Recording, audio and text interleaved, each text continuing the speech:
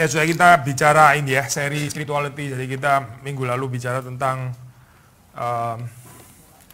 Tuhan dan kuasa. Hari ini kita bicara tentang meditating the word of God, atau merenungkan firman Tuhan ya. Itu diambil dari Mazmur 1. Kalau di Mazmur 1 ditulis siang dan malam.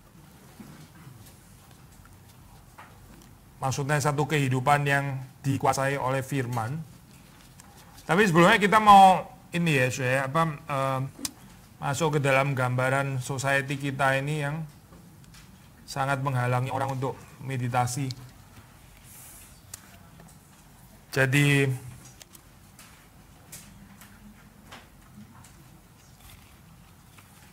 ini ya, kebisingan itu apa namanya ini? Hiruk pikuk dan sebagainya ya, itu kayaknya menjadi satu gambaran yang biasa di dalam kehidupan kita. Di dalam kebisingan itu terus kemudian karena kita nggak bisa hidup dengan keadaan kayak begitu ya, yang lebih celaka lagi adalah kita get used to kebisingan gitu, dengan kita menciptakan filter di dalam ya otak kita gitu ya, sehingga kita bisa hidup bersama dengan kebisingan itu gitu. Kebisingan itu menjadi seperti kayak sesuatu yang nggak mengganggu lagi di dalam kehidupan kita gitu. Saya nggak tahu saudara, rumahnya itu very quiet, nggak ada mobil jalan gitu ya. Kalau malam itu misalnya di daerah perumahan atau di daerah pinggir jalan raya. Saya waktu dulu di Jawa Timur pernah tinggal di sebelah jalan raya, literally jalan raya, yaitu jalan raya yang antara Surabaya Malang gitu. Jalan rayanya gitu, dan itu gak ada berhentinya mobil itu sampai malam pun ya, truk-truk itu malah lebih ramai lagi, truk-truk lewat gitu ya. Terus saya studi di Jerman, tinggal di tempat yang luar biasa quiet. Terus kemudian saya pulang liburan balik ke rumah, gak bisa tidur saya malam itu karena gak ada filternya lagi sudah. Jadi mulai normal lagi gitu, mulai tersiksa dengan the so called noise ya. Nah, hidup di dalam kota besar ini kita memang satu sisi nggak bisa menghindari noise gitu ya. And I think juga jawabannya juga bukan deurbanisasi, pasti bukan gitu. Benar nggak ya deurbanisasi? Iya benar ya. Urbanisasi kan ke kota ya, betul ya. Deurbanisasi berarti kayak saudara kok nggak ada respon sih? berarti nggak ngerti atau benar? Ya, urbanisasi yang ke kota betul ya. Berarti ini deurbanisasi gitu. Maksudnya gerakan yang menjauhi kota gitu, atau masuk ke desa dan sebagainya gitu. I think nggak realistis, nggak semua orang bisa menghidupi itu gitu. For some reason, karena kita menurut kehendak Tuhan somehow masih di Jakarta gitu. Ya, we have to live with noise dan sebagainya kita. Tapi bagaimana saya memberikan imbangan itu di dalam kehidupan kita ya. Yaitu ada saat-saat di mana kita menenangkan diri, terus kemudian kita itu melakukan meditasi. Yang pertama ya noise, yang kedua itu cepet deh, semuanya itu serba cepet gitu, karena cepat dikaitkan dengan produktif gitu ya. Kalau lambat dikaitkan dengan terlalu lama, kurang efektif dan sebagainya. Lagi-lagi tinggal di kota besar, kita banyak ini ya, gerakan yang serba cepat gitu. Carl Jung itu pernah mengatakan kalimat ini, ini anekdotal. Dia bilang hari cepat itu ya, cepet-cepet ya. Hurry is not of the devil, it is the devil. Orang cepet-cepet ini bukan Alkitab ya, ini psikiatris, actually sekular gitu. Tapi menarik, dia bilang bukan cuma sekedar dari iblis ya, itu iblis itu sendiri gitu. Ya itu keadaannya serba cepat dan sebagainya, karena itu bikin kita jadi nggak bisa dalam ya kehidupannya gitu. Semuanya itu serba ini scanning gitu dalam hal ini, nggak ada pengendapan gitu, nggak ada proses untuk mengerami gitu, nggak ada gitu. Dan itu kalau terjadi di dalam cara kita membaca firman Tuhan, mendengar firman Tuhan, mendengar khotbah dan sebagainya ya, itu sudah bisa bayangkan efeknya seperti apa gitu. Kita makan ayam yang dipercepat prosesnya itu sudah takut gitu. Tapi itu tetap nggak semenakutkan spiritualitas orang Kristen yang dipercepat lebih daripada ayam yang dipercepat itu gitu. Karena ini urusan rohani, bukan urusan makanan biasa gitu, tapi urusan yang nggak kelihatan gitu. Justru karena nggak kelihatan makanya kita terus mungkin kurang perhatikan juga gitu. Orang bisa mendengarkan banyak sekali khotbah yang bagus, ada isinya biblical dan sebagainya. Tapi without kehidupan yang biasa, meditate ya, itu gampang sekali menguap gitu. Sebagian bisa karena kesalahan pengkhotbahan kurang kuasa, bisa juga gitu. Tapi juga nggak ada jaminan gitu. Maksudnya even pengkhotbahnya berkuasa pun ya, dengan urapan Tuhan, tetap nggak ada jaminan bahwa semua orang pasti akan disentuh gitu. Kita sendiri punya part di dalam bagian kita yang nggak bisa diserahkan sepenuhnya kepada pengkhotbahannya gitu. Atau kepada, nggak usah ngomong pengkhotbah lah, firman Tuhan, itu kan nggak mungkin ada salahnya ya. Alkitab kita gitu, itu kan nggak ada salahnya toh. Saudara mau kritik apa gitu, maksudnya saudara bilang kita Mazmur ini kayaknya kurang powerful ya dibanding Roma gitu, misalnya kan nggak bisa ngomong kayak begitu. Ini firman Tuhan, wah gimana bisa kurang powerful gitu. Ini selalu powerful, objectively powerful gitu. Tapi waktu kita nggak ada meditasi di dalam kehidupan kita ya, semuanya di dalam metode scanning kayak gitu, akibatnya adalah ini siapa kekeringan rohani gitu, dan kita ini jadi seperti kayak doing checklist waktu kita saat teduh atau apa gitu, or even mungkin juga nggak saat teduh, saya nggak tahu lah. Tapi kalau saat teduh pun mungkin ya sekedar cuma menidurkan guilty feeling kita gitu kan. Waktu guilty feeling kita tangannya sudah saat teduh saya gitu.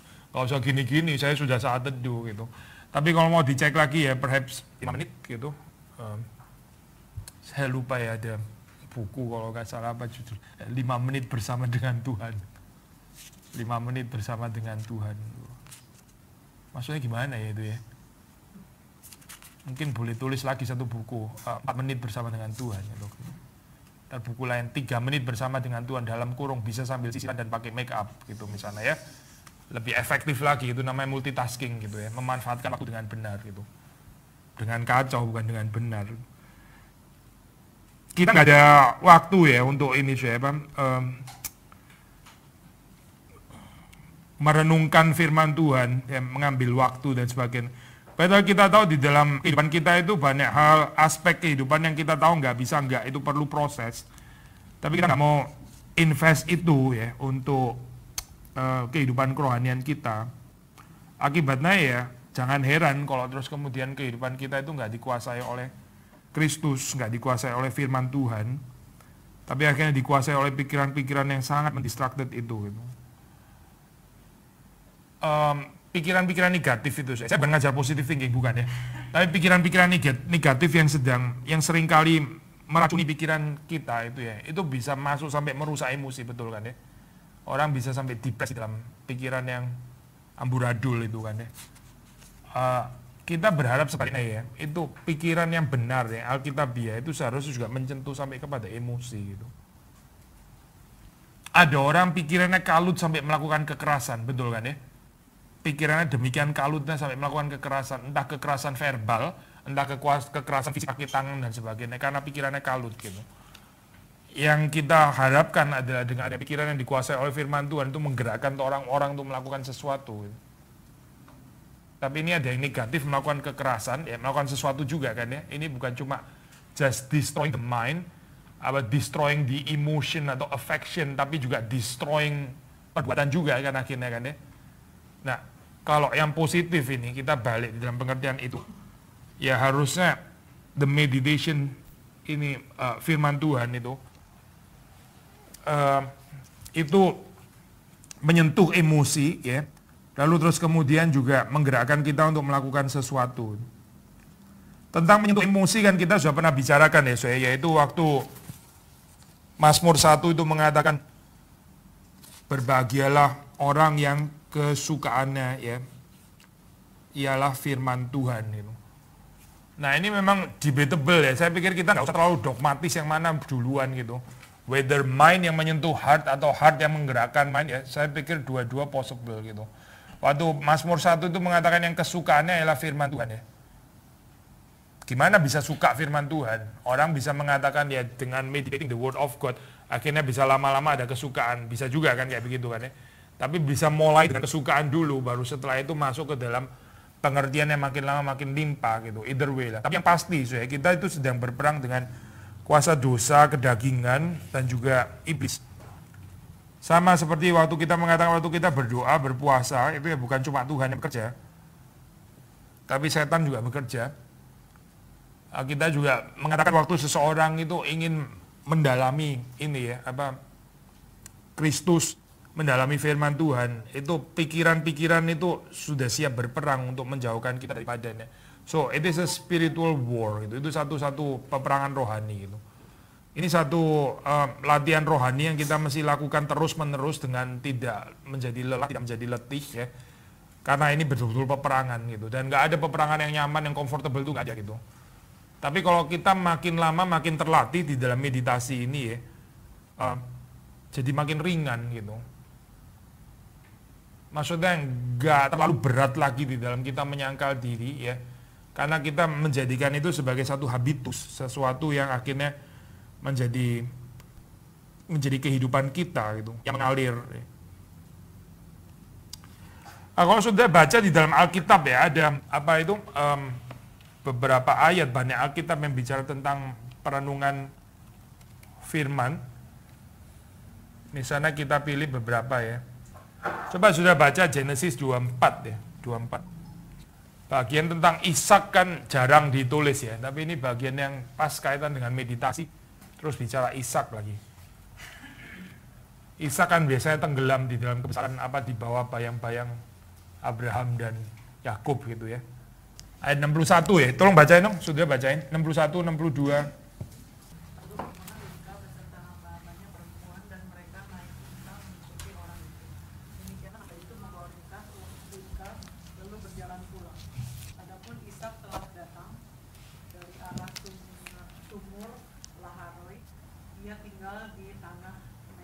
Ya, terus?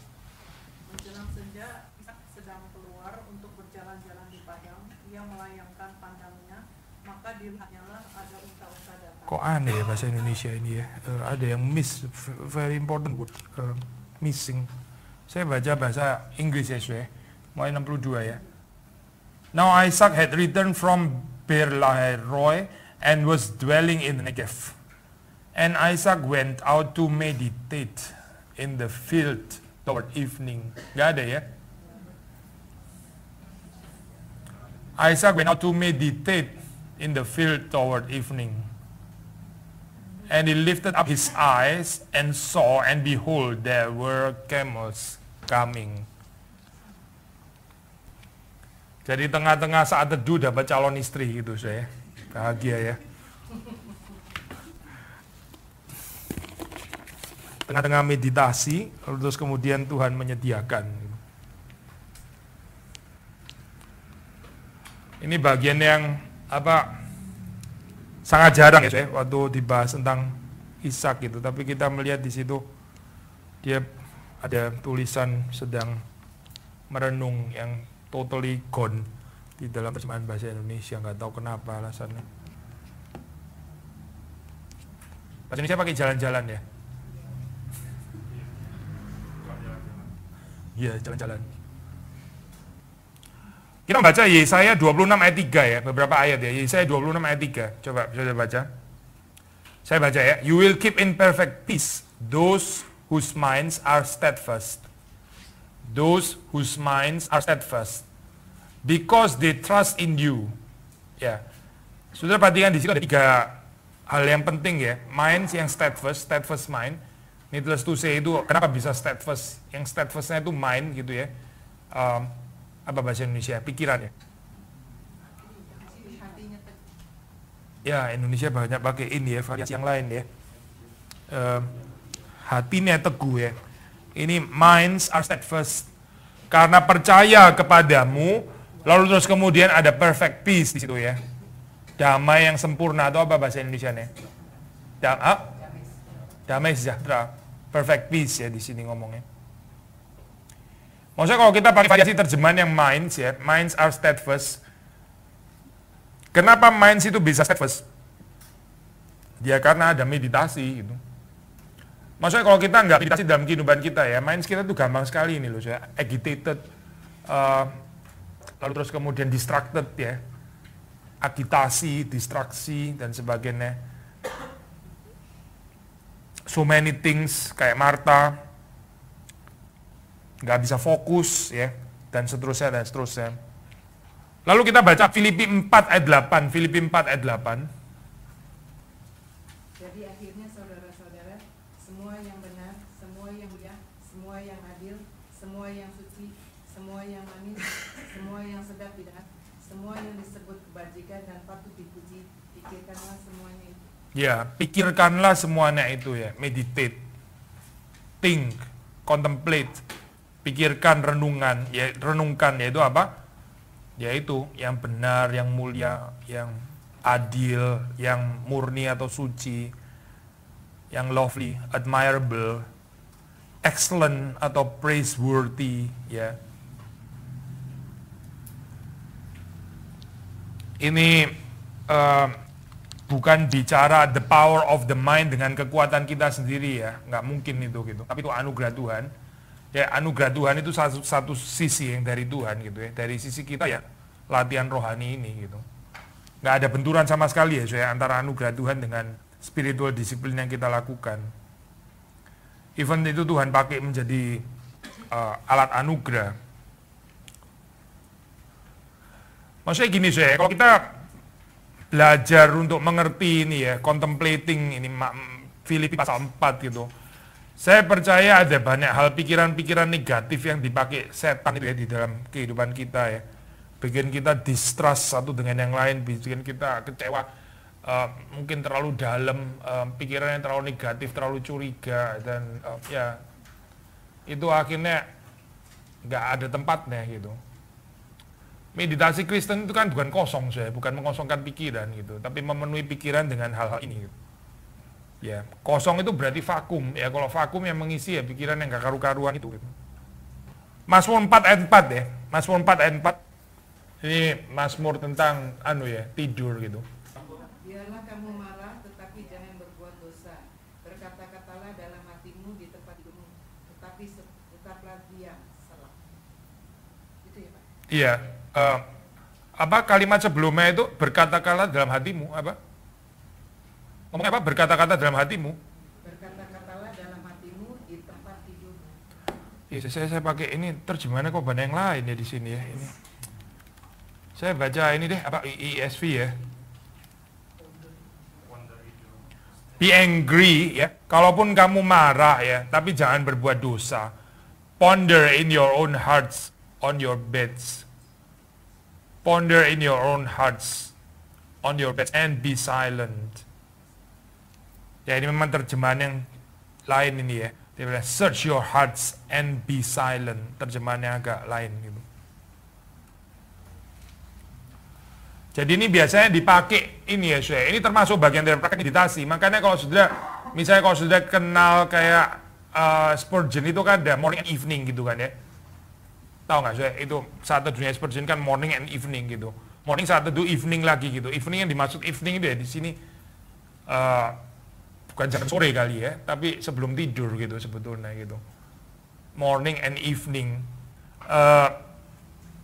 yaitu tradisi untuk memeriksa diri ya, memeriksa hati, doing evaluasi ya, tapi di bawah terang firman Tuhan gitu, tetap dengan meditation upon the word of God. Kita ya boleh marah maksudnya ya, kalau lihat kejadian sehari-hari ya, be angry ya boleh saja marah gitu. Mungkin kita punya alasan, ada hal-hal yang bikin kita marah, jengkel, sebel, even perhaps disappointed atau apa gitu ya. Tapi Alkitab mengatakan do not sin. Ponder in your hearts on your beds and be silent. Belajar berdiam diri ya saya, belajar berdiam diri. Mazmur 63 ayat 6 ya. 63 ayat 6. Ini simple sekali ayatnya.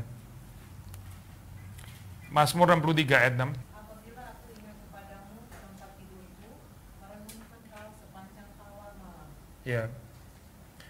Merenungkan engkau sepanjang apa? kawal malam. Waduh, tinggi sekali ya. Ya memang itu sih, watches of the night, kawal malam. Gini saya, oke, kawal malam, watches of the night. Kalau saudara sedang jaga malam ya, which is kayaknya jarang kan sekarang, sudah hire orang kan, saudara nggak jaga malam kan, ya jadi watches agak sedikit konteksnya berbeda ya. Tapi watches kita terjemahin lah saya, waktu saudara terbangun gitu. Waktu saudara terbangun di tengah malam. Ada penulis spiritual yang mengatakan ya, waktu kita bangun pagi ya, itu yang pertama keluar dalam pikiran kita itu apa gitu. Itu tuh very important. Maksudnya Tuhan atau bukan Tuhan. Firman Tuhan atau bukan. When I remember you upon my bed and meditate on you in the watches of the night, ya. Watches kawal malam, week, tapi juga bisa di dalam pengertian ini ya. Waktu kebangun gitu, beberapa kali plural di sini. Mazmur 119 ayat 78. Mazmur 119 ayat 78. Mazmur ini banyak bicara tentang ini ya. Firman Tuhan, Torah dan sebagainya. Ayat 78. Tolong dong.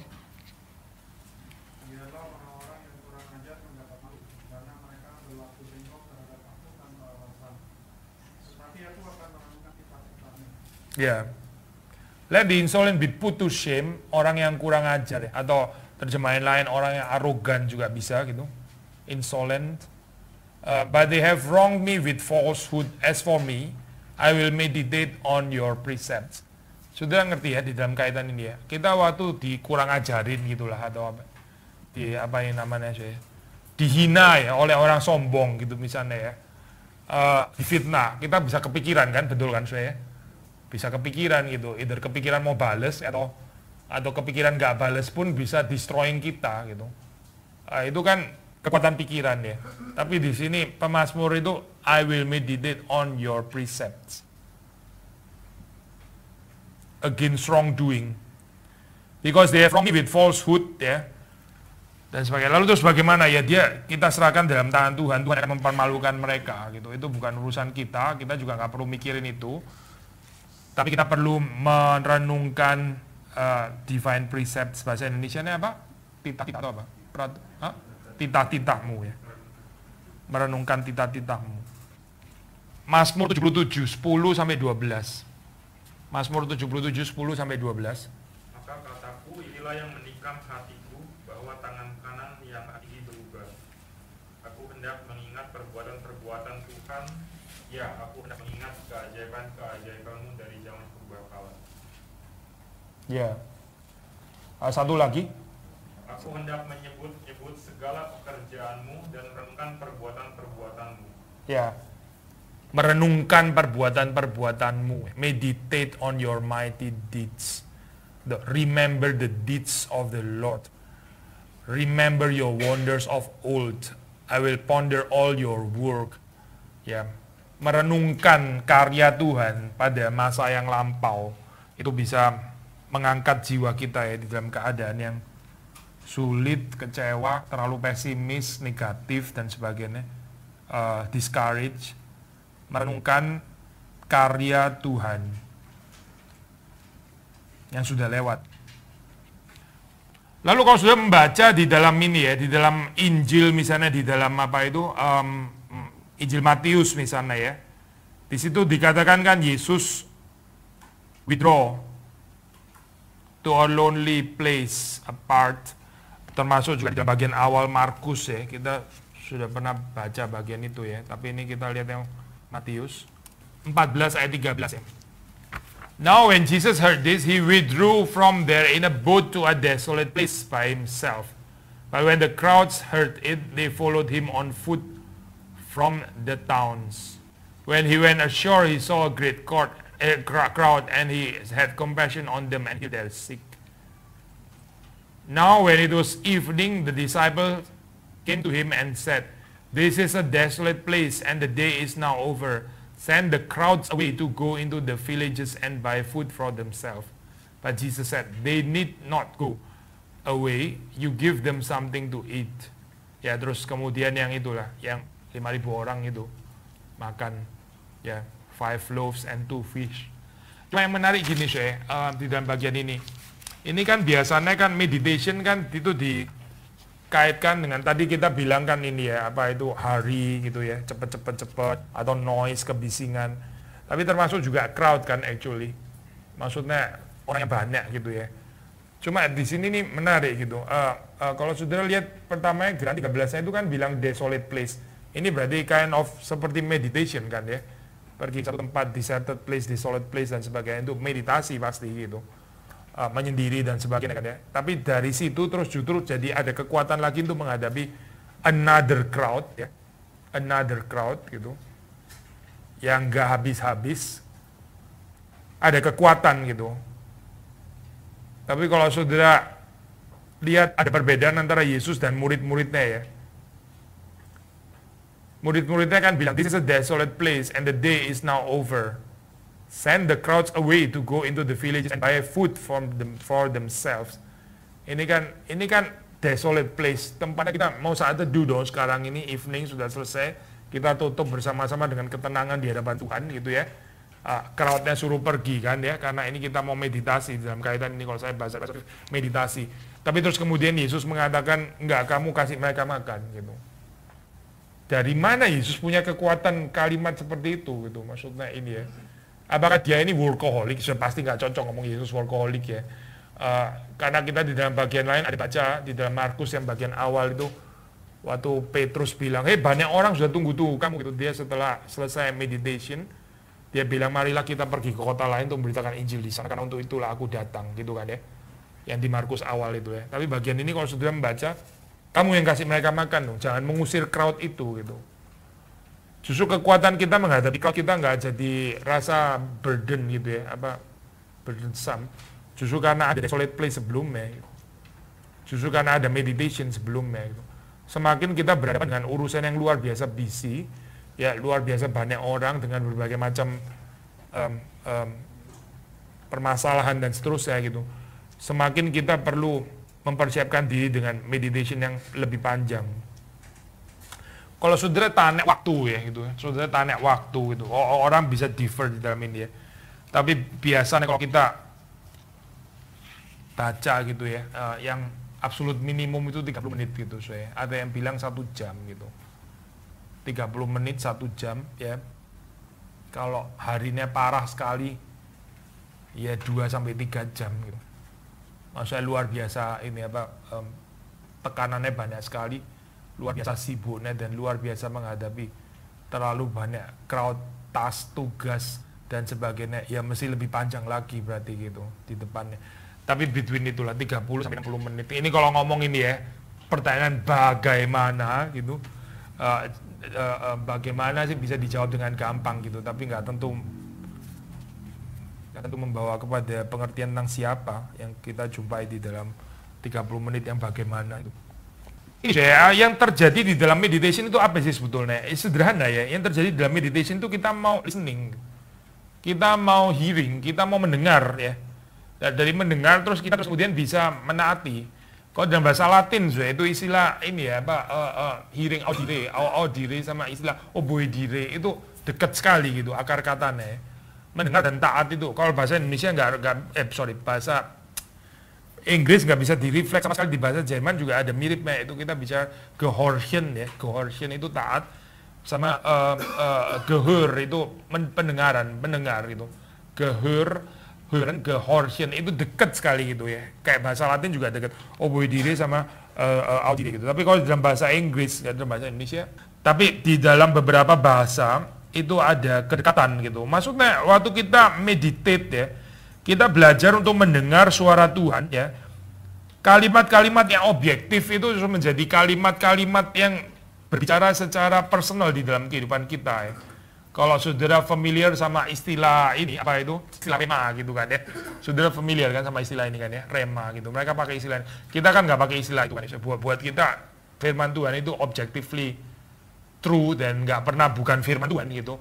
Kita mau dengar nggak dengar pun, eksistensial, personal atau nggak begitu ya, dia tetap firman Tuhan, dia tetap adalah kebenaran. Jadi kita agak sulit terima konsep itu.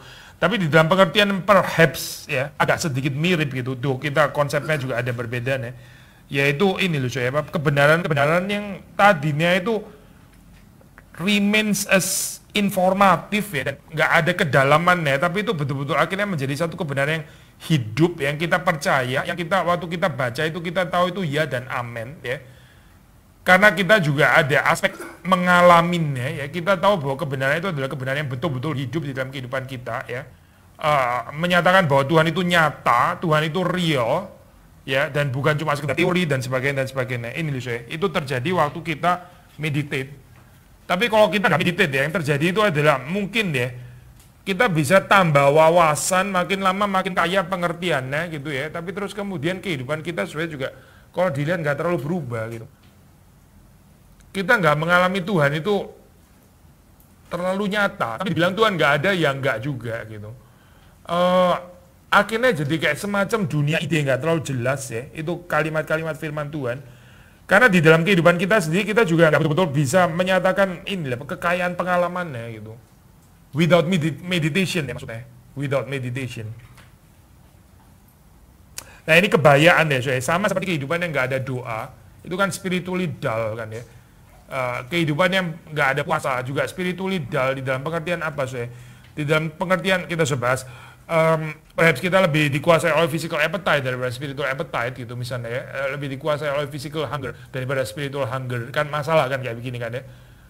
Nah sekarang apa yang terjadi di dalam meditation waktu itu lacking di dalam kehidupan kita? Apa? Spiritual dull di dalam pengertian gimana? Tadi saya kasih pendahuluan kan ya, kalau nggak doa itu gimana gitu, spiritual dull. Terus kalau nggak puasa itu spiritual dull gimana? Terus kalau nggak meditate itu spiritually dull gimana? Dull tahu kan ya, tumpul gitu loh, nggak tajam gitu. Di dalam pengertian apa gitu? Kepekaan dalam konteks bicara, maksudnya karena kita nggak dengar maka kita bicara, ya itu juga termasuk. Karena kita nggak dengar jelas, terus kita juga nggak ini ya, bicara nggak jelas, oke. Terus apa lagi yang lain? Firman Tuhan itu hidup dalam konteks hidup yang alami sekarang. Ya. Firman Tuhan itu hidup Ya. dalam konteks kita sekarang ini. Betul, sehari-hari gitu ya. Betul, waktu kita nggak ada meditasi ya, itu kita susah lihat firman Tuhan itu hidup loh, itu betul sekali gitu. Saudara, saya ngomong kayak gini, saudara bisa ngerti nggak apa yang saya ngomong? Saya khawatir saudara nggak bisa ngerti loh kalimat ini.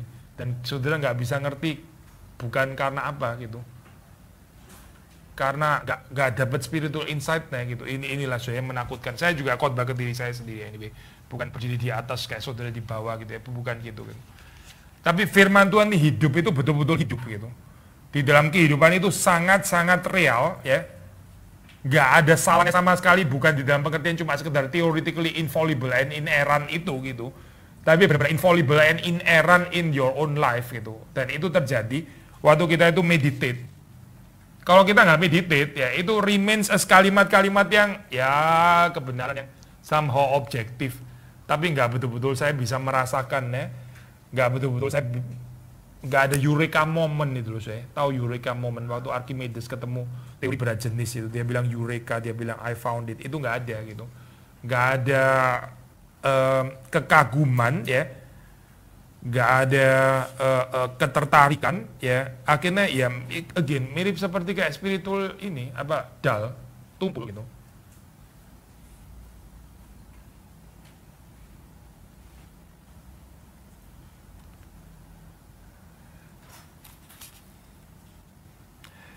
Kalau sudah membaca di dalam ini ya, misalnya ya Exodus gitu, Musa di situ dikatakan dia berbicara kepada Tuhan itu face to face ya, dari wajah, muka kepada apa bahasa Indonesia ya, dari muka ke muka gitu ya, apa bahasa Indonesia ya.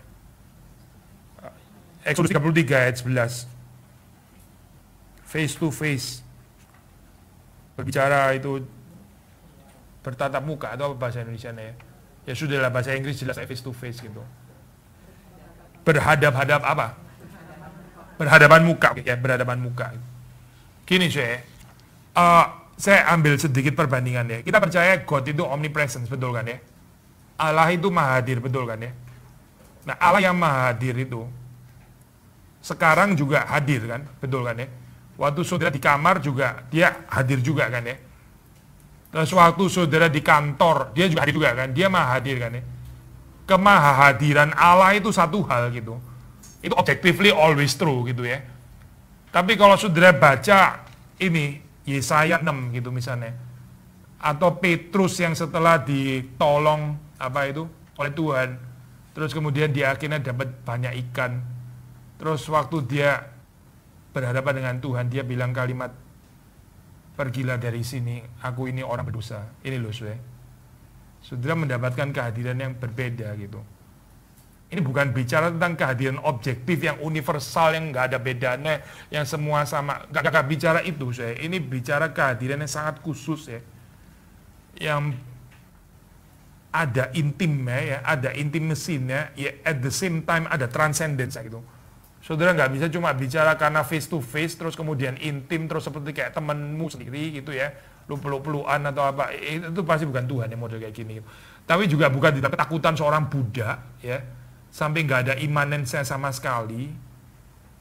Ini loh tegangan ini ya, tegangan kreatif antara kesucian Allah ya, kemahakudusan Allah, at the same time juga gracious gitu, gracious and holy.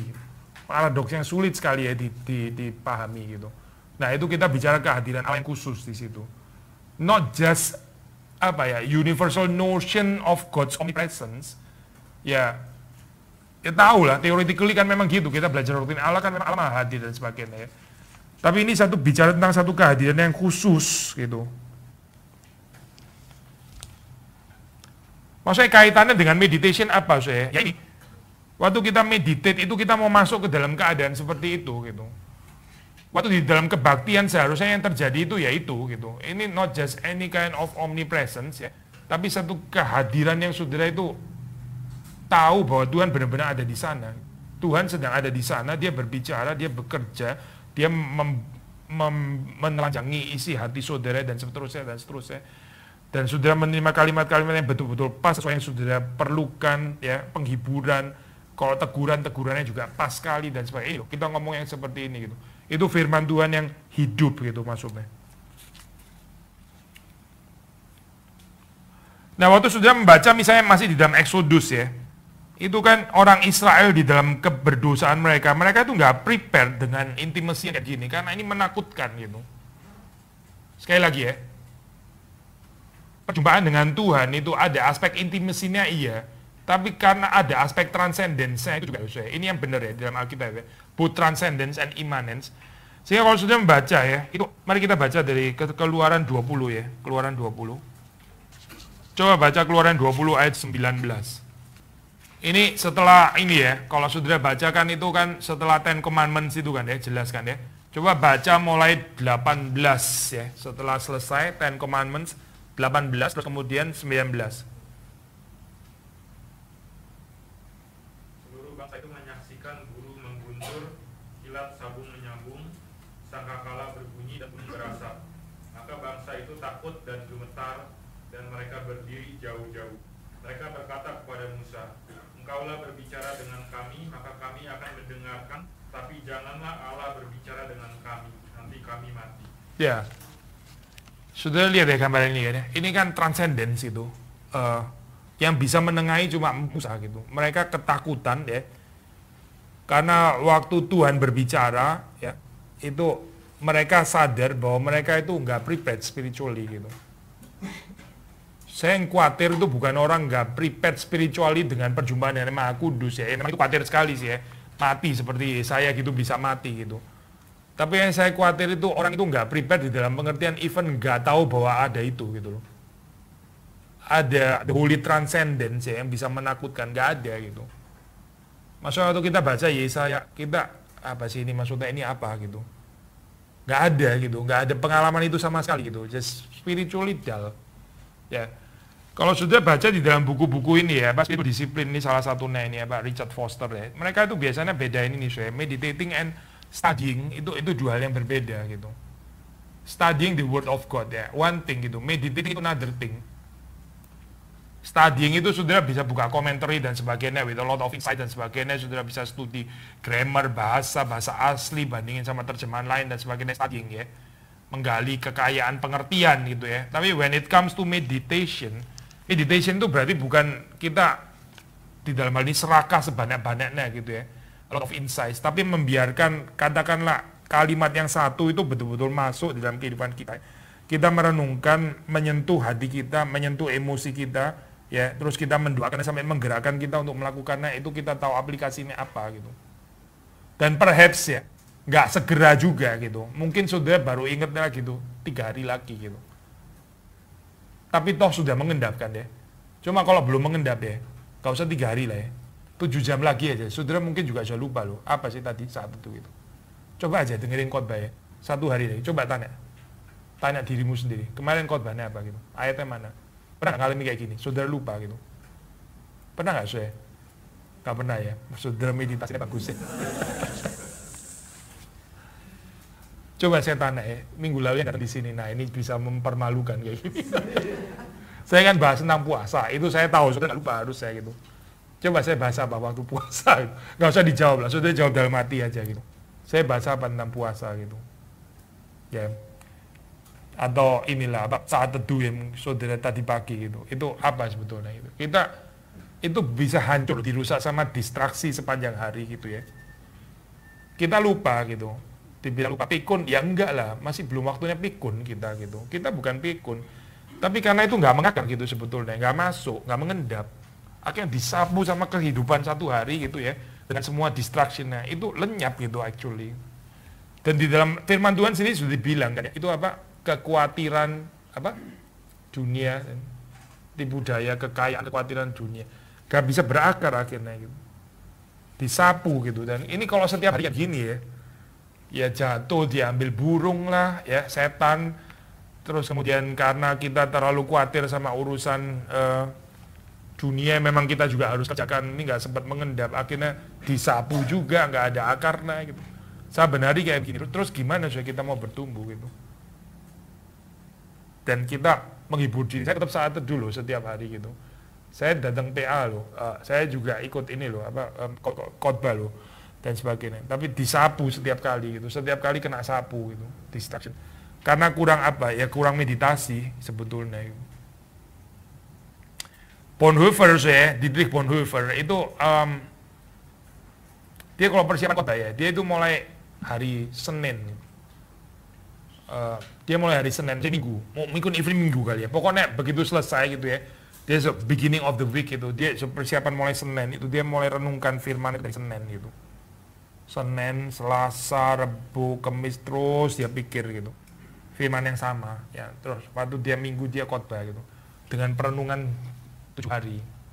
Saya kan coba renungan harian misalnya dari yang tadi yang Charles Spurgeon gitu. Yeah. Nah, terus ketika saya cek ayatnya gitu dan pelajari ini konteksnya gitu nggak sesuai gitu menurut saya, dan emang ada yang nggak sesuai gitu, jadi saya terganggu dengan hal itu gitu kan. Memang renungan harian kan nggak mungkin dibuat expository banget. Iya gitu memang ya. itu saudara merubah meditation jadi study gitu. Gini ya, saya mesti ngomong kalimat ini agak sedikit hati-hati ya. Meditation itu harus ini ngomong mesti hati-hati, tanda kutip ya. Meditation itu nggak harus theologically correct gitu maksudnya. Tapi kita dapat the sweetness. Of course kalau heretik ya kita nggak mau ya, itu kacau lah gitu ya, kita terima kan. Tapi Spurgeon kan nggak ada yang heretik gitu dalam hal ini. Even konteksnya kayak historically inaccurate gini, kayaknya Spurgeon ini belum ngikutin ini ya, historical criticism ya of course enggak gitu dan sebagainya. Tapi yang kita mau dapat itu sebenarnya bagaimana dia mempresent Christ itu loh, kemuliaan Kristus itu yang kita mau dapat itu waktu di meditate itu gitu. Kemuliaan firman, kemuliaan Kristus ya, mutiara yang indah itu ya, sampai hati kita itu ada resonance, itu yang kita mau dapat dalam meditasi. Bukan rich knowledge, bukan. Kalau rich knowledge itu tempatnya pada studying gitu. Studying bukan meditasi, meditasi bukan studying. Ya oke lah, kita nggak harus dualisme kayak sama sekali in total division, ya enggak juga gitu. Ini kan bisa saling melengkapi. Tapi itu dua hal yang berbeda. Ya, jadi jangan bikin meditation jadi Bible study gitu. Ini kesulitannya gini ya hari ini ya. Ini gini by definition ini kita lagi Bible study. Tapi Bible study tentang meditation gitu kan ya. Tapi saya berhenti loh tadi ngomongnya gitu. Supaya saudara agak sedikit merenung gitu. Dan nggak cukup juga di sini, setelah ini juga pasti gitu. Maksudnya ada keterbatasan kalau kita menjelaskan meditation dari cara pandang Bible study, which is hari Rebu kita ini bukan meditation, tapi kita ini memang Bible study gitu. Ini adalah Bible study tentang meditation gitu kan ya. Maksud saya, poin saya adalah ini nggak bisa dijelasin sama Bible study kecuali saudara terjun coba dan mengalami kuasa Tuhan di dalamnya gitu. Ya, ya, ya. Seperti merenungkan yang sudah, kalau pengertian saya, apa yang saya sudah terima dan dengar. Sorry, apa yang apa? Apa yang saya sudah dengar dan Ya, oke. terima itu, lalu keluarin lagi dari perbendaharaan di otak itu, seperti mengulang kembali untuk mengerti, karena itu direnungkan. Ya. Setelah direnungkan seperti baru jadi mutiara Yeah. yang berharga.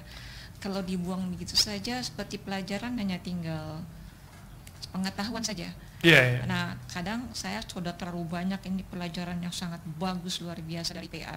Iya. Saya nggak mau terlalu padat banget dengan Yeah. pengetahuan. Jadi Yeah. kadang-kadang saya skip gitu. Untuk saya lebih baik saya renungkan apa yang sudah Yeah. ada daripada terlupakan dan berlalu begitu saja. Iya, iya. Jalan paralel ya, kita mau jalan paralel gitu. Waktu kita studying itu kita dapat broad gitu, dapat broadness ya, apa ini keluasan gitu. Meditasi itu kita dapat kedalaman gitu. Yang namanya kedalaman nggak bisa luas, nggak bisa gitu. Kita mau luas, ya nggak mungkin gitu, nggak mungkin. Seperti kayak persahabatan kan juga gitu kan ya. Saudara bisa persahabatan bisa banyak, tapi yang benar-benar so-called, bukan persahabatan sih, apa ya istilahnya ya. Orang kenalan itu bisa banyak ya, bagus juga kan ya, punya kenalan banyak bagus. Tapi the so-called sahabat itu ya itu beberapa orang itu gitu. Itu yang namanya sahabat gitu. Ya, yang saudara percaya dan yang percaya saudara juga gitu. Itu namanya sahabat. Silent retreat gitu Pak. Ya, oke. Silent retreat, jadi mereka bisa ngambil waktu mungkin seperti kayak 2 hari atau ya 1 malam lagi. Ya. Tapi memang mereka mengatakan tuh bukan retreat seperti biasa gitu, tapi memang dari 1-2 passage terus mereka ada kasih mungkin seperti kayak guideline, mungkin penuntun lebih bisa merenungkan. Mungkin model-model ini seperti kayak meditasi juga gitu ya. Iya. Iya. Itu bisa dalam pengertian gini loh. Maksudnya gini. Saudara bisa lihat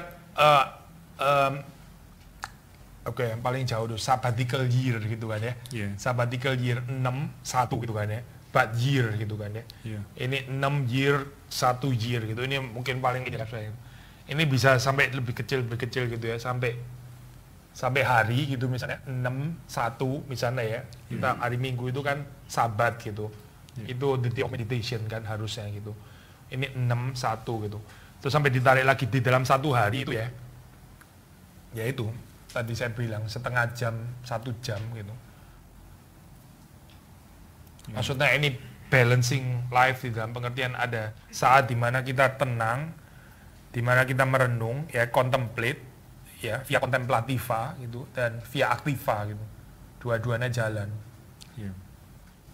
Jadi kalau mau menjalankan suatu disiplin untuk bisa meditasi begini, seperti tadi kan ketika orang makin sibuk justru dia harus lebih perlu banyak bermeditasi. Iya. Jadi ya memang harus disiapkan waktu khususnya, Iya. ya tadi 30 menit 1 jam ya memang Iya. lebih prepare lebih awal gitu Pak. Iya. Sebetulnya kita tidur itu dikurangin setengah jam nggak kenapa-kenapa sih. Nggak akan stroke gitu, bener. Itu sangat cukup kok tidur kita gitu. Kita nggak setiap hari kurang tidur like 3 jam, 4 jam kan nggak kan gitu. Kita tidur kan banyak normalnya, betul nggak sih? Kecuali saudara kena insomnia lagi ya. Kalau orang normal kan kita lebih banyak tidur normalnya daripada tidur kurang gitu kan. Waktu di dalam konteks tidur kurang itu dikurangin sedikit lagi, nggak kenapa-kenapa sebetulnya gitu. Kalau mau ngikutin orang yang metodikal ya, benar-benar ada yang ini sangat nggak mutlak lah ya. Tapi ada orang yang dia make sure setiap kali itu jam 12 lebih 1 menit atau jam 12 itu dia pasang waker, dia bangun, dia mulai 1 hari itu bersama dengan Tuhan. Ini sangat-sangat metodikal gitu. Ada yang kayak gitu juga. Kalau saudara mau cara gitu maksudnya, ada banyak cara gitu. Ada banyak apa itu metode gitu. Saya encourage saudara, ini kita ngomongin cara ya, maksudnya ngomongin bagaimana gitu. Kalau saudara bisa combine dengan ini ya, pujian bagus juga gitu. Maksudnya musik itu salah satunya itu, untuk mengendap gitu maksudnya, supaya kita nggak cuma di dalam pikiran yang tersentuh, tapi juga bisa masuk sampai kepada emosi atau afeksi yang terdalam gitu. Jadi antara lagu ya dan firman Tuhan, apalagi kalau nyambung gitu ya, maksudnya saudara bicara tentang firmannya apa, terus saudara cari lagu yang temanya kira-kira sesuai gitu, lalu coba menghayati dalam bagian itu gitu. Gak banyak insights kan ya, kalau saudara baca lagu itu kan bukan untuk dianalisa. Ini belajar dari Luther ya, dia bilang banyak teolog itu waktu Mazmur itu pendekatannya itu intelektual gitu, maksudnya analisa dan sebagainya. Gak salah sih kita baca Mazmur, kita analisa juga kan, again Bible study gitu kan ya. Tapi Luther itu ngomong Mazmur itu sebetulnya kan dinyanyikan ya gitu. Kita mengerti Mazmur itu dengan menyanyikannya gitu, bukan dengan preteli analisa apa ini namanya bagian-bagiannya kayak satu mesin atau apa. Nggak salah, ada tempatnya untuk Bible study gitu. Tapi Mazmur itu terutama kita approach itu dengan nyanyian, dengan menyanyikan gitu. Tuhan Gembalaku itu bukan dengan jelaskan kalimat-kalimat proposisional kayak begini ya. Apa artinya gembala, konteks gembala di Israel itu bagaimana? Boleh saja jelasin kayak gitu, that will be Bible study gitu. Tapi saudara mengerti Mazmur 23 itu bagaimana? Ya menyanyikan itu, menyanyikan lagu itu gitu. Membiarkan kalimat-kalimat itu menyentuh kedalaman hati kita. Pak, mau nanya juga Pak, ya. Kalau yang ya mungkin agak berbeda dengan hal lain gitu ya. Kalau misalkan dalam seperti kayak family altar gitu, mungkin kebiasaan bagaimana, ya mungkin seminggu sekali kalau bisa waktu ada bersama-sama dengan keluarga, itu sifatnya juga lebih meditasi gitu Pak. Maksudnya seperti apa yang mau ditekankan gitu Pak? Maksudnya kalau misalkan di dalam perenungan keluarga bersama pasangan sama anak-anak, arahnya kita meditasi kah atau? Iya, good question sih. Saya mungkin susah jawab ya. Meditasi bisa juga, Bible study juga bisa gitu. Wah, saya kadang-kadang sama anak saya jelasin sih gitu. Maksudnya gini loh. Gimana ya? Tergantung anaknya juga kali umur berapa gitu ya. Kalau anaknya sudah mulai remaja lah, agak besar ya, kita bisa expect certain kedalaman meditasi. Kalau anaknya masih kecil ya, kita kayaknya harus lebih cerewet ngomong kali ya. Kita suruh dia meditasi, dia tidur lagi tadi. Tutup mata sampai kehilangan consciousness. Ya ada timing ya pastilah untuk kayak gitu. Tapi kalau belum bisa ya kita ngomong dulu gitu. Tapi kalau sudah bisa ya kita bisa expect certain meditation gitu. Sebetulnya ya meditation itu gini, kalau kita ngomong meditation itu sebenarnya lebih cocok private kan, tetap gitu. Nggak terlalu cocok gitu untuk yang komunal gitu. Karena poinnya apa saya komunal kalau saya diam-diam sendiri gitu kan? Iya kan? Ini kan satu perenungannya sifatnya pribadi gitu. Yesus ya sendiri juga waktu dia pergi ke desolate place itu dia sendiri gitu. Dia nggak ngajak murid-muridnya loh, enggak gitu. Yang di Getsemani dia ngajak murid-muridnya betul gitu. Tapi itu persiapan untuk kematiannya ya, bukan meditasi. Ya oke lah. Ya strict ini secara pengertian yang ketat itu bukan meditasi lah, itu yang Getsemani itu gitu. Tapi dia mau berdoa, dia minta kekuatan karena dia mau menghadapi ini kan murka Allah gitu. Tapi yang pagi-pagi itu yang sering kali dicatat itu kan dia sendiri. Maksudnya kalau menjawab ini ya, family altar ya. Ada lagi soal yang lain? Ya. Ya. Iya. Di dalam gereja kita menjalani satu liturgi, tapi terkadang kehidupan kita waktu hari-hari yang lain kita tidak, maksudnya menjalani liturgi yang lain gitu. Mungkin perenungan itu juga bisa kita katakan bahwa untuk menghadirkan liturgi yang kita jalani di dalam hari Minggu itu ke dalam kehidupan kita sehari-hari. Iya. Saya jawab ya ini sounds very like James Smith ya, siapa itu? Siapa? James K. Smith ya, siapa itu? Radikal ortodoksi, Reformed worldviewer. ini ya, dia itu percaya si James Smith ini ya, di dalam dunia sehari-hari ini menyediakan kayak liturgi dunia ini punya liturginya gitu, dan sangat efektif di dalam mempengaruhi kehidupan kita. Mall itu misalnya ya, mall itu punya liturginya, bagaimana menarik orang sampai attracted ke sana gitu ya, itu punya liturgi gitu. Kita ini di dalam kehidupan kita ya, kalau kita bandingnya cuma hari Minggu tok liturginya, itu pun juga cuma 2-3 jam gitu. Terus di dalam hari-hari kita itu nggak ada liturgi tandingan gitu ya. Itu gampang sekali kita terbawa ke dalam liturgi dunia, dalam sermonnya dunia, preachingnya dunia dan sebagainya gitu. Lah menandingi ini bagaimana gitu? Ya pertama yaitu set ini ya, time and place itu apart, benar-benar khusus ya, waktu khusus, tempat khusus. Nah dengan waktu khusus, tempat khusus yang cukup itu di dalam keseharian kita ya, itu kita bisa berpikir liturgically gitu, critical terhadap liturgi yang disediakan di dalam dunia. Kalau kita punya hubungan dengan Tuhan baik ya, kita itu bisa lihat waktu kita itu agitated, nggak seharusnya agitated gitu. Sudah bisa ngikutin saya ya. Waktu kita hubungan dengan Tuhan baik ya, kita itu ngomong terlalu kasar sedikit saja kita sudah tahu gitu. Tapi kalau kita hubungannya nggak baik dengan Tuhan ya, nggak ada bagian itu. Ngomong kasar masih nggak sadar juga gitu. Nggak sadar, yang sadar orang lain yang saat dia baik gitu. Mengamati saudara gitu, lihat tuh kok ini ya, kok lu berubah lu hari ini gitu. Kita nggak sadar gitu. Atau kita yang lagi hari itu baik, kita bisa mengamati orang yang lagi amburadul ini apa itu kehidupan doanya, kehidupan saat teduhnya, dikuasai ego lah gitu, sederhana sekali. Kalau bukan firman yang menguasai ya pasti pikiran kotor, nggak ada yang lain gitu.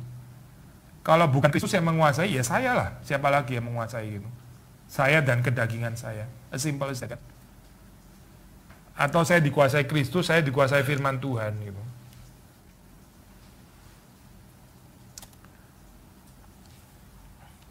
Kita ini semua punya ini, punya apa?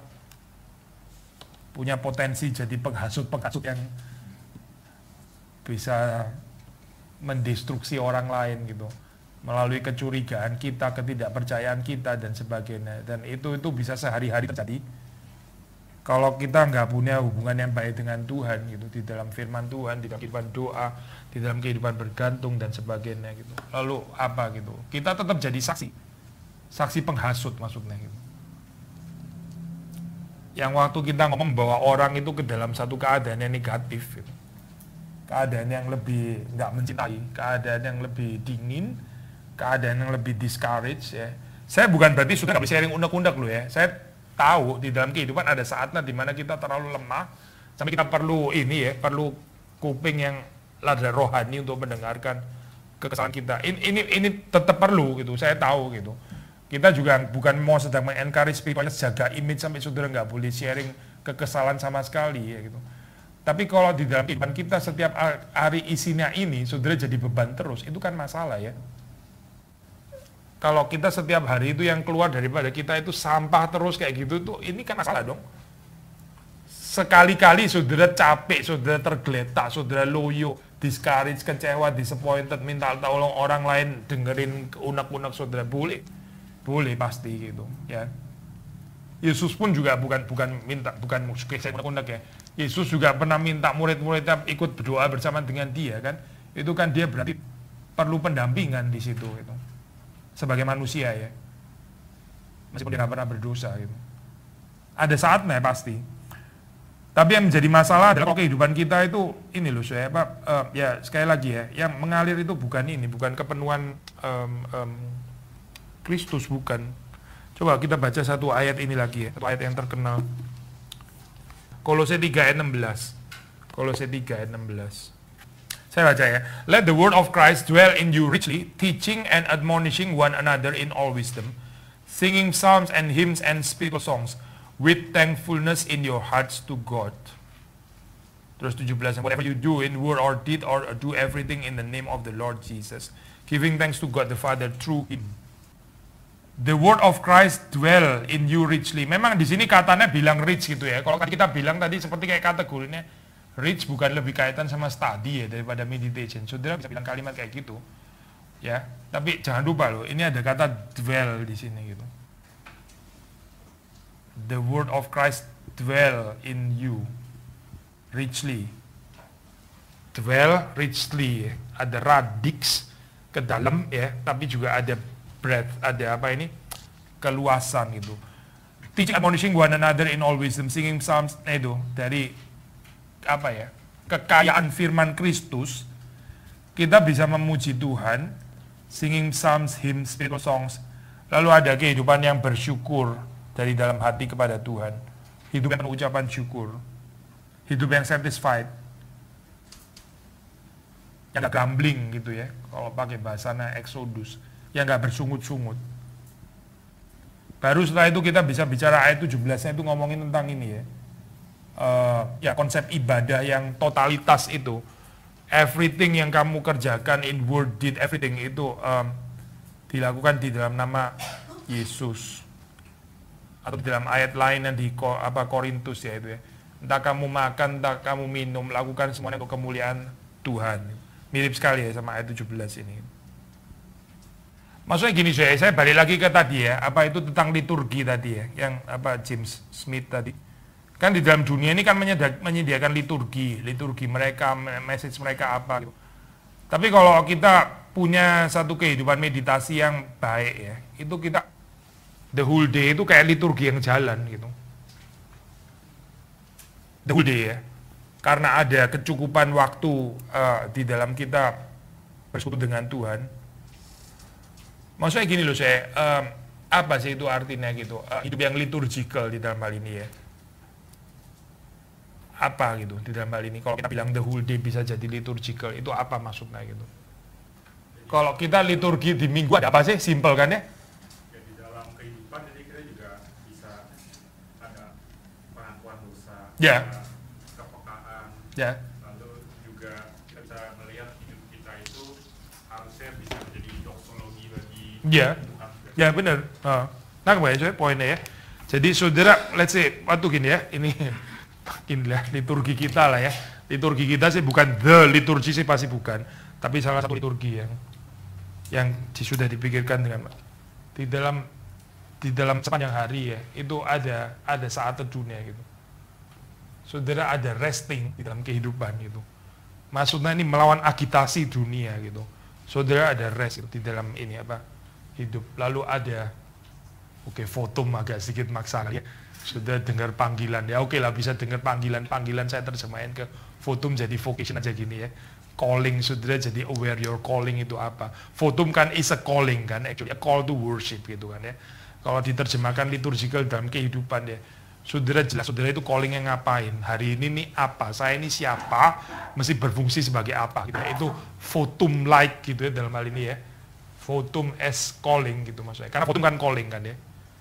Lalu waktu saudara apa, ya doa pembukaan, saya ngomongin lagu pertama ya, lagu pertama itu kan biasanya kan admirasi gitu.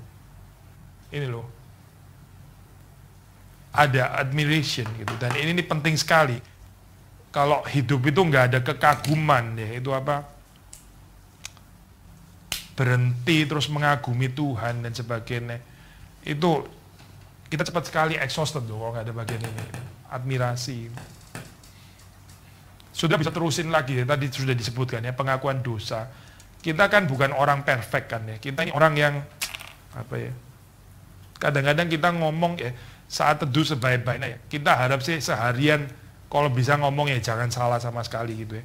Tapi kadang ngomong salah kan ya, atau even sering, hopefully jangan terlalu sering lah ya. Ntar lama-lama jadi excuse gitu, memang saya orang berdosa bagaimana lagi gitu.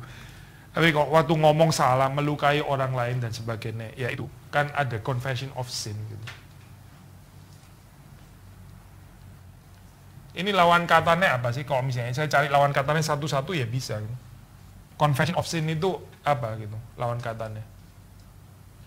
Apa misalnya? Saudara bisa, liturginya dunia apa? Apa? Enggak, lawan katanya confession of sin. Ya betul, pembenaran diri, betul. Self justification. Coba lihat ini. Berapa sering ini? Berapa sering waktu saudara itu defend yourself itu? Itu berarti hari itu nggak liturgical. Kayak nggak ada ibadah hari itu gitu. Karena coba tunjukin saya. Di mana tempatnya ibadah ada self justification, di mana saudara? Nggak ada kan? Saudara-saudara yang terkasih dalam Tuhan, mari kita membenarkan diri kita sendiri. Kapan itu di dalam liturgi? Mana ada? Yang ada dalam marilah kita mengaku dosa di hadapan Tuhan. Itu ada gitu. Tapi coba saudara lihat di dalam sehari-hari apa yang terjadi gitu. Kan self justification ya sering gitu maksudnya. Nggak usah inilah jauh-jauh sama istri, sama suami ya, sama anak, sama ya orang-orang yang dekat sama kita gitu. Ya ini cuma untuk ini semuanya sudah bisa bikin kayak gini satu persatu gitu. Admirasi. Kalau nggak ada admirasi berarti apa gitu ya. Doksologi tadi misalnya ya. Doksologi kan. Lawan katanya ya apa? Mencuri kemuliaan Tuhan gitu ya. Bangga dengan one's achievement dan sebagainya. Or perhaps kalau ekstrim ya kayak gila hormat atau gila pujian atau apapun gitu. Ini liturginya dunia gitu. List ini nggak sempurna ya. Maksudnya kalau saudara lihat gereja lain mungkin punya elemen yang lain gitu ya. Kita open gitu dengan ini.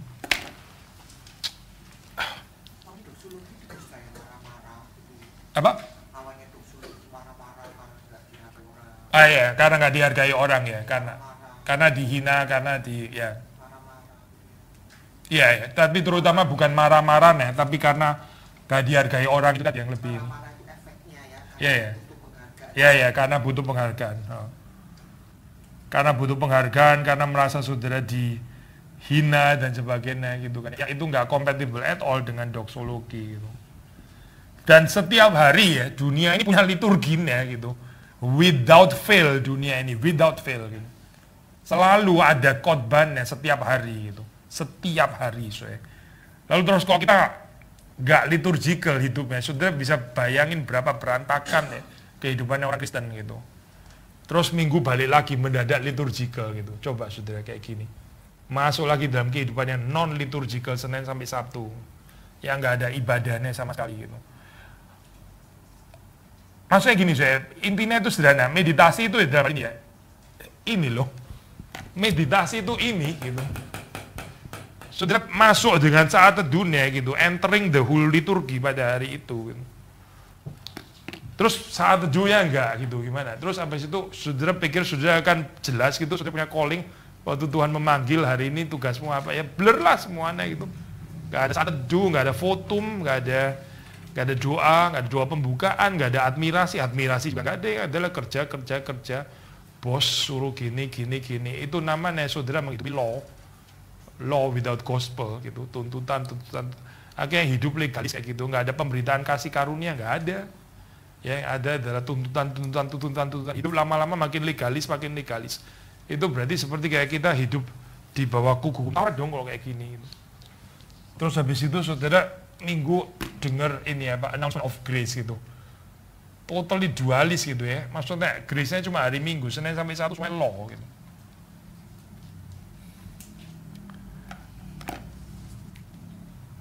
Ada lagi nggak saya tambahan? Ya. Satu poin di dalam liturgis tentang doa syafaat. Oke. Nah itu kan di dalam doa syafaat kan kita berdoa untuk yang lain, untuk pekerjaan Tuhan, untuk orang lain gitu ya. Jadi mungkin itu menjadi satu latihan untuk fokus bukan kepada diri sendiri. Exactly. Doa syafaat di dalam pengertian, bisa juga literally mendoakan ya teman kantor apa gitu. Tapi juga bisa di dalam pengertian ini ya, doa syafaat kalau kita cemain sedikit itu kan maksudnya the awareness ya, kepekaan sensitivity terhadap the needs of others gitu kan ya. Itu kan syafaat kan intinya itu kan ya. Nangkep saya poin ini ya, nangkep lah ya. Kepekaan terhadap kebutuhan orang lain, termasuk juga being compassionate, mercy, itu satu paket sama liturgi doa syafaat gitu. Lawan katanya yaitu opportunistik, egois gitu kan ya. Ya itulah yang lawan katanya yang non doa syafaat ya itu kan gitu. Hidup semuanya untuk diri sendiri. Termasuk juga tentang leisure time dan sebagainya gitu. Ini mungkin tema tersendiri lagi gitu. Maksudnya gimana kita mengisi ini leisure time dan sebagainya. Itu kalau saudara baca tulisannya orang-orang ini ya, orang-orang Puritan itu ya. Ini mereka lihat kayak saat-saat waktu mereka meditasi ya. Itu menurut mereka itu leisure time gitu. Holy leisure time mereka yaitu gitu. Bisa berdiam diri dan bisa rileks di dalam Kristus, that is leisure time gitu. Tapi kalau kita ngomong kayak begini ya, seperti untuk kehidupan yang apa ya saya, spiritual itu dull gitu ya, seperti kayak dibaca dari sini gitu ya, ini freak bener ya gitu ya, freak bener orang ini gitu. Tapi mereka nggak freak loh saya, mereka ini internally gitu menghayatinya, bukan dipaksa gitu juga, bukan ini apa munafik atau pameran showing off spiritual, enggak juga, bukan gitu. Freak itu apa ya? Religious freak itu kayak apa ya? Apa ya? Ya, orang-orang yang eksentrik, nyeleneh, aneh, ekstrim, ya. Iya, iya, iya, iya.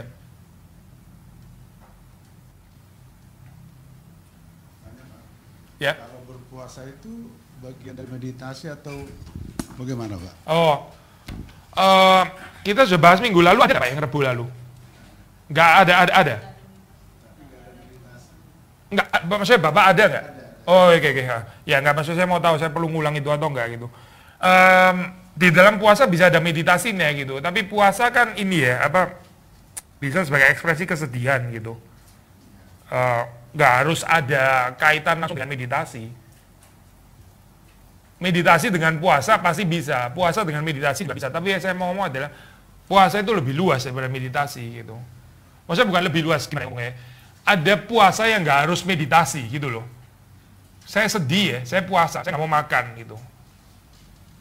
Saya sedang bukan menghayati kesedihan, mengekspresikan kesedihan gitu melalui puasa misalnya ya. Gini, justru itu yang menarik bedanya ya. Waktu saudara puasa itu bukan berarti saudara gini loh. Ada mungkin sebagian orang bilang puasa seperti kayak benar-benar mesti stop sama sekali gitu ya, pekerjaan dan sebagainya, terus cuma baca firman Tuhan. I don't think so gitu. Maksudnya puasa itu bukan itu artinya sebetulnya. Tapi kalau meditasi ya iya gitu. Makanya kita nggak bisa meditasi seharian ya susah ya, kecuali saudara bikin benar-benar Sabbath day itu lain lagi, retreat itu tadi gitu, itu mungkin. Tapi yang so-called meditasi yang betul-betul merenungkan firman Tuhan itu ya secara realistically ya, satu hari itu ya itu setengah jam, 1 jam, kali 2 kalau morning and evening gitu ya, kalau 2 kali, kalau sekali ya itu gitu, setengah jam, 1 jam. Kita nggak bisa meditasi like separuh hari kan ya nggak bisa kerja dong. Kerja sambil meditasi ya itu bukan meditasi namanya. Tapi kalau fasting kita bisa sambil kerja. Gini loh, saya waktu puasa itu kan saudara termasuk mengalami ini kan ya, apa perasaan lapar dan sebagainya gitu ya, itu bisa dihayati juga secara spiritually gitu. Saya bandingin sedikit sama ini sedikit mampir ke tempat lain ya. Spiritualitas ziarah ya, yang agak kurang. Pertama kurang mungkin karena kita Protestan juga. Kedua kurang karena kita orang Jakarta juga, itu naik turun mobil. Tapi spiritual ziarah itu kan jalan kan gitu ya, jalan ke satu tempat gitu ya. Itu memahami ketubuhan deh, termasuk waktu kita berpeluh berkeringat gitu. Kalau orang ziarah zaman dulu itu betul-betul lewat hutan dan sebagainya, itu di dalam bahaya, menghayati providence of God itu artinya apa gitu ya. Kalau dalam konteks modern bisa ada maling lah, perampok dan sebagainya, itu all semuanya itu surrounding spiritualitas ziarah gitu. Nah, intinya adalah ini loh Pak, menghayati kita punya limitasi tubuh dan sebagainya. Waktu kita jalan kita capek gitu, tapi kita masih ada persistency, perseverance untuk sampai kepada tujuan, dan itu dihayati dalam pengharapan iman kita secara eskatologis, nyambung dengan yang ada dalam pikiran, pengharapan dengan perjalanan yang ada dalam tubuh untuk sementara gitu kan ya. Koneksi antara mind and body gitu kan ya. The same kita mau juga waktu puasa juga kayak gitu gitu. Mind and body. Kalau cuma body doang, ya itu namanya diet gitu kan ya. Kita mau ada integrasinya antara mind and body itu apa? Saya hayati apa di dalam pengertian spiritualitas itu.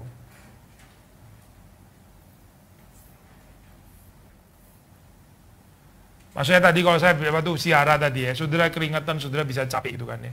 Ya inilah manusia gitu. Kita nggak terus kuat gitu. Kita bisa lelah. Makanya kita mesti bergantung kepada Tuhan. Kita juga bisa ada perasaan takut gitu kan. Ya ini kemanusiaan kita gitu. Kalau puasa ya khususnya itu lapar ya. Itu kan menghayati juga gitu maksudnya dalam pengertian. Saya bisa lapar ini. saya bisa sakit, kalau di dalam ada tulisan artikel bilang waktu sakit you relate sakit itu dengan ini penderitaannya Kristus gitu. Maksudnya koneksi kayak gini loh. Ya. Mystic union with Christ maksudnya ini centernya gitu. Agak jarang gitu bahas kayak gini di ini ya, reform spirituality ya kayaknya ya. Cukup ya ini tinggal kita coba di dalam kehidupan kita.